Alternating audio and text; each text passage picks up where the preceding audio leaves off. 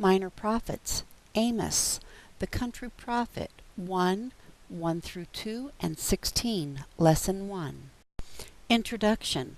1. In our survey of the minor prophets, we have already considered A. Obadiah, who prophesied of judgment to befall Edom; B.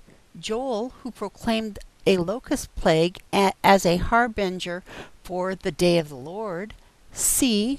Jonah, God's messenger to the Assyrian city of Nineveh. 2. Our next prophet is Amos.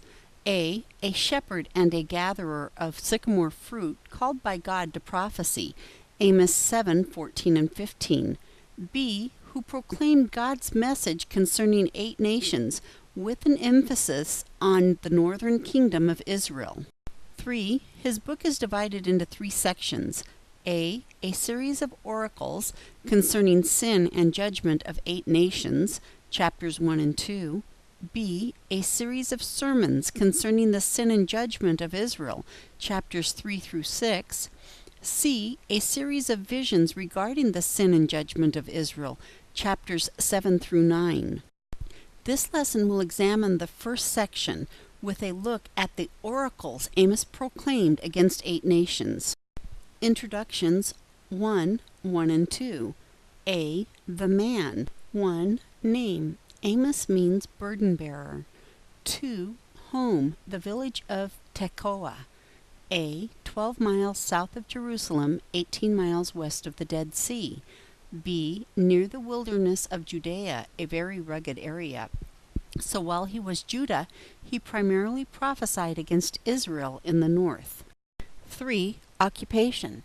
A sheep breeder and a tender of sycamore fruit, Amos 7:14. A. An outdoorsman accustomed to the wilds of nature and of hard, honest toil. B. It would be easy for him to have a little sympathy for the lazy and materialistic conduct of his northern kinsmen. 4. Character.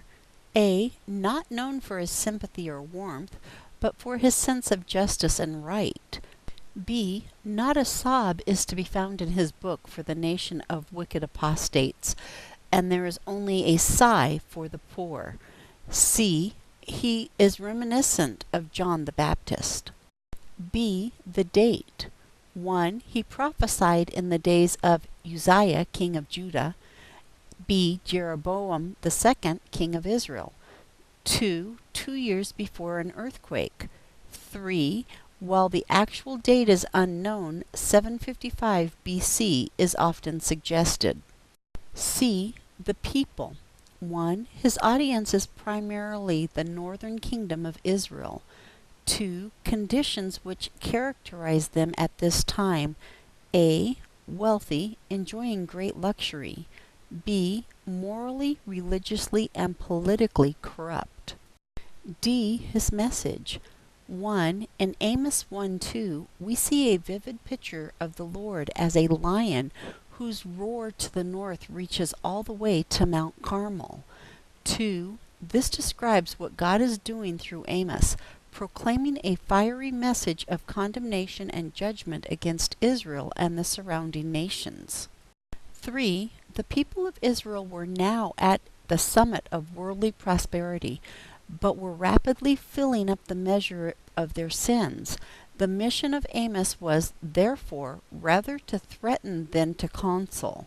He rebukes, among other things, the corruption of their manners, which kept pace with their prosperity. He charges the great men with partiality as judges and violence towards the poor, and he foretells as a punishment from God the captivity of the 10 tribes in a foreign country.